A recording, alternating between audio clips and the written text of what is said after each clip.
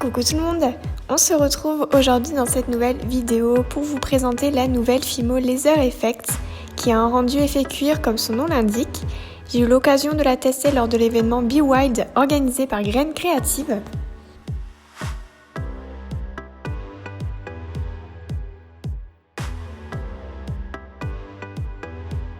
Elle existe en 12 coloris, voici donc les différentes couleurs de pâte.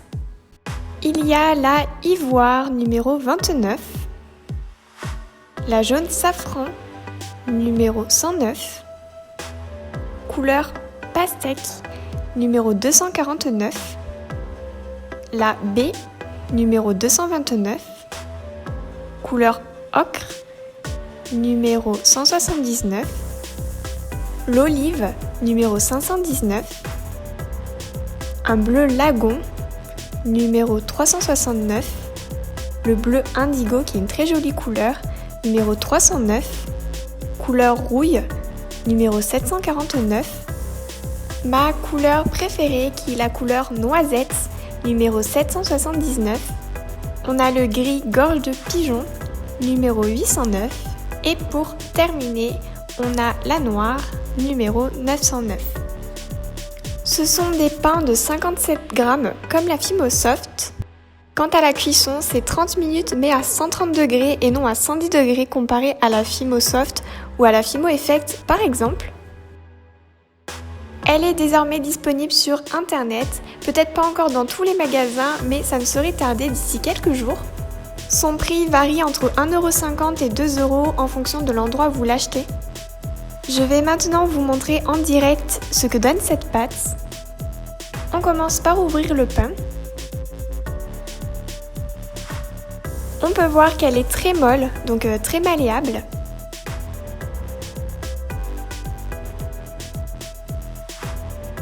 Voici la texture qu'elle a naturellement. Elle est vraiment agréable à malaxer. Plus on tire dessus, plus l'effet cuir est accentué. Je trouve ça juste impressionnant. Passons maintenant à une démonstration sur comment s'en servir. On va commencer par réaliser un bracelet, donc pour cela on vient aplatir la couleur noisette très finement, donc vous pouvez venir utiliser une pâte à machine. Puis avec notre lame on vient couper une bande. Je vous laisse admirer la texture. Je n'ai bien évidemment pas utilisé d'outils pour texturer. Je viens prendre cet anneau.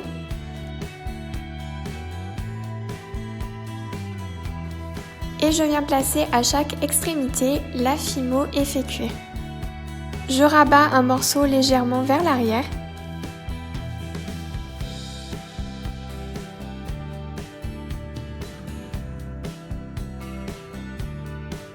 Je réalise ensuite un deuxième bracelet. J'inscris mon prénom dessus.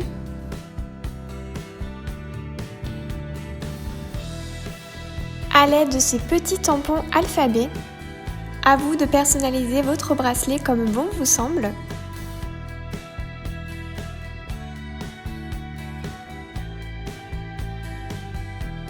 On le réajuste au fur et à mesure avec une lame.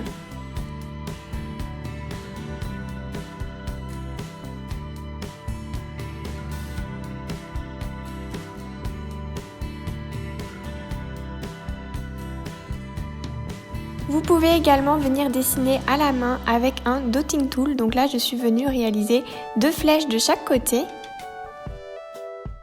Les détails plus précis, je viens les réaliser avec une aiguille.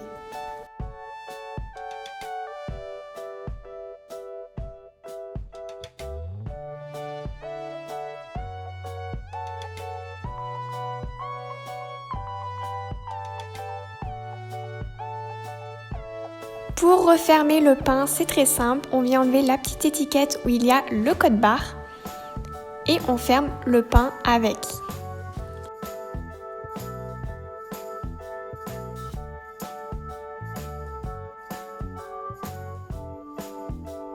Je viens prendre la couleur pastèque qui est vraiment très belle. Je l'aplatis très finement.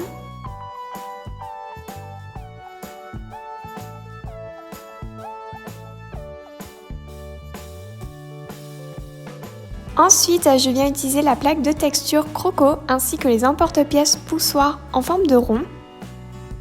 J'aplatis maintenant la Fimo Laser noire. Je dispose la plaque de texture effet Croco dessus. J'aplatis bien avec mon rouleau. Et ensuite, je décolle délicatement. Et donc voilà ce que ça donne. Je tire un peu dessus pour faire réapparaître l'effet cuir.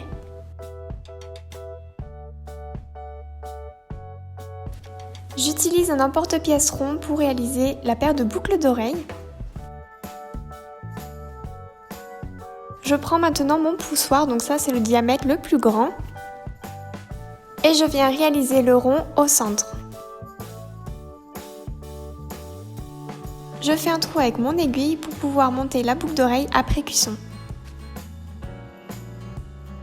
Et on vient mettre tous les éléments au four pendant 30 minutes à 130 degrés.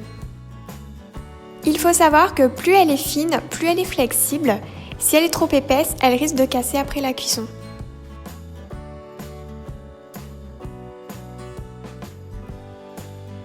On vient réaliser un pompon, donc pour cela, on vient découper des petites franges.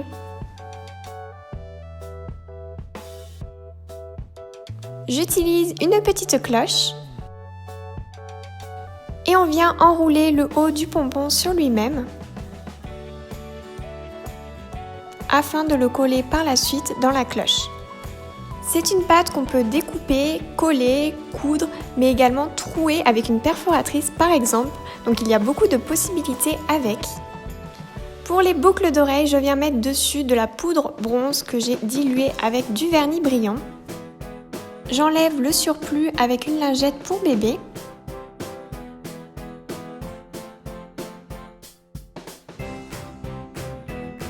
J'assemble les deux parties avec un anneau.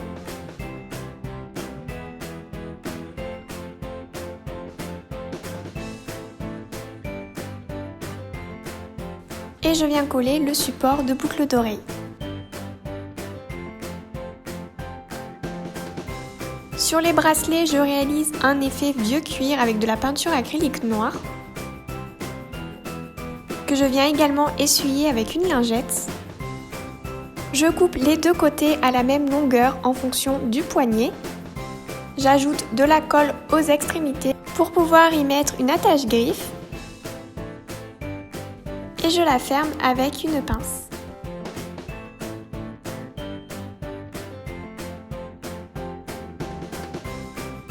J'ajoute un anneau et un fermoir. Et à l'autre extrémité, je mets soit un anneau ou alors une chaîne d'extension. Et donc voilà ce que ça donne. Personnellement, j'adore cette pâte, il y a plein d'opportunités de création à réaliser avec. D'autres tutoriels avec la Fimo Laser sont bien évidemment prévus afin de voir ses autres particularités.